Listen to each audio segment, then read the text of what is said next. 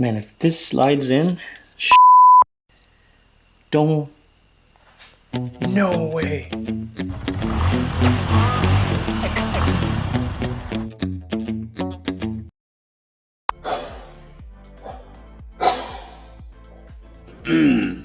So until the new rings come in, there is not much really that I can do to put the engine together. So I think what I'm gonna do today, I'm gonna finish the head. I'm gonna install the valves in it. I already lapped them. I will explain a little bit of what I did with it, and then I'm probably gonna work on the frame itself. This is it. I'll give you a time lapse.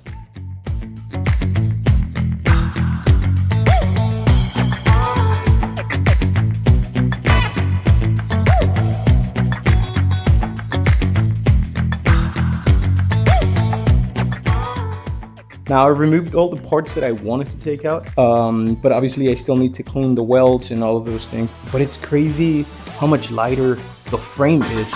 Maybe it's a mental thing, but it feels so much lighter. All right, today it's an exciting day because I got the message that the package was delivered. So we're gonna check to see what we got. Yes, that's it. So I'm gonna spare you the boring process of making sure the gap is correct. I don't think I explained properly in the video what I meant. So once you put it inside of the cylinders, that gap closes, and it's that gap what you're supposed to measure. And that's what you use the filler gauge for. All right, so I'm gonna do that process once everything is put together. I'll show you what I didn't come up with this, but what I'm gonna do to put the cylinders in place. Someone suggested in the comment section to use zip ties to keep the rings compressed while I slide the cylinders in. So I went to Lowe's, and this is actually what I found. It's a coupler. So it has two rings that you can tighten, kind of like a ring compressor, and it has this rubber piece which I'm just gonna throw away.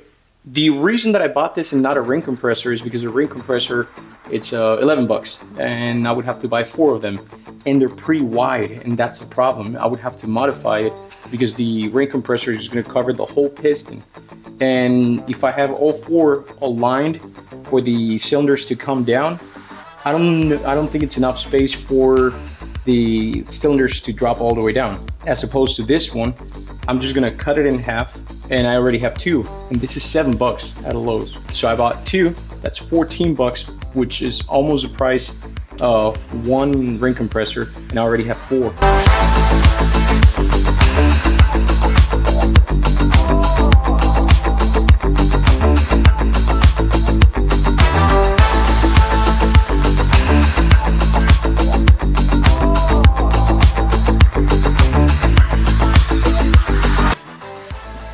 Here we go.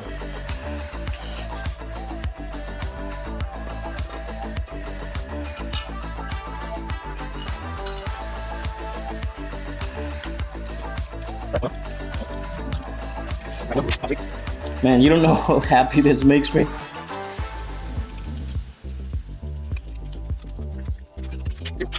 Man, if this slides in, don't. No way.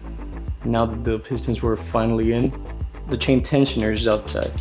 I did it once, I can do it again, I guess. TIG 1155. The chain is in. The chain tensioner is on the correct side of the engine this time. It's in the inside, where it should be.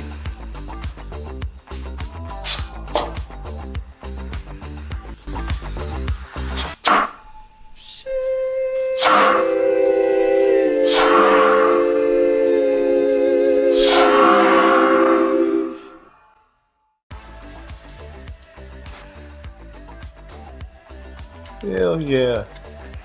Finally. Okay, both cameras are rolling. And if you see here, I have the head all ready. To mount the valves, I actually made this. This is just a spark plug socket that I just cut one of the sides So when I compress it, so when this compresses and it compresses the springs, it gives me here enough space to put in the retainers. It's not the best, especially because this part swivels, which is something that I don't really like because sometimes it makes it complicated, but it's only 8 valves, so I don't think it's going to be a major problem. Now, one of the things that it's very important, when you lap the valves, it's important that you keep the valves on the same place where you lap them. If you interchange them, you won't necessarily get the same seal. All right, so we're gonna start.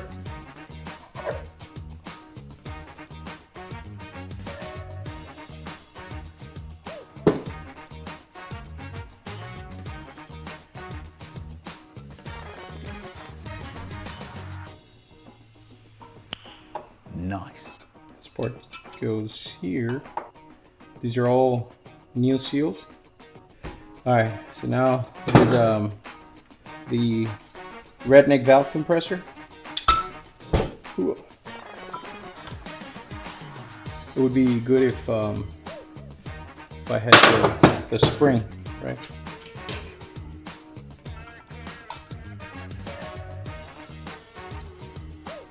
All right. This is where I put all the retainers.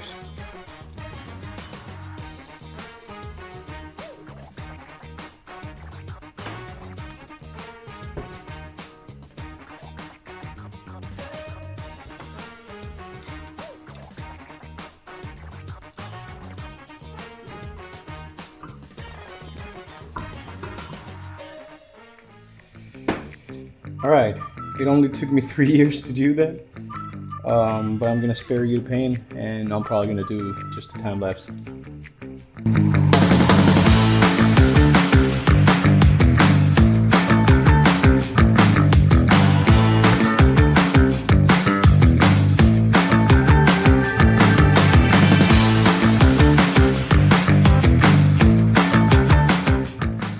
One of the things that I mentioned in the beginning of the video, but I did not record the process, is polishing the exhaust side and only the exhaust runners on the cylinder head. And this is why.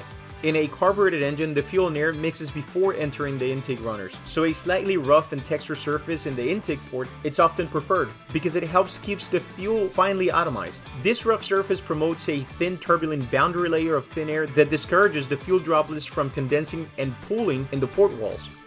Better atomization leads to more complete combustion, improving power and efficiency. On the other hand, the exhaust gases leaving the cylinder is just hot gas. With no need for atomization, a polished or smooth surface on the exhaust side, as you can see in this video that I sent a friend, is desirable to reduce friction and turbulence, allowing the spent gases to exit the cylinder as quickly and efficiently as possible, which is known as scavenging. A smooth surface also helps prevent carbon buildup. Okay, so finally this section is ready. The head is already with the torque that's supposed to have. Everything in the cam is just hand tight. I haven't tightened anything to spec yet, just because I want to make sure that I have the proper spacing in between the rockers, just so I don't have some weird sounds later.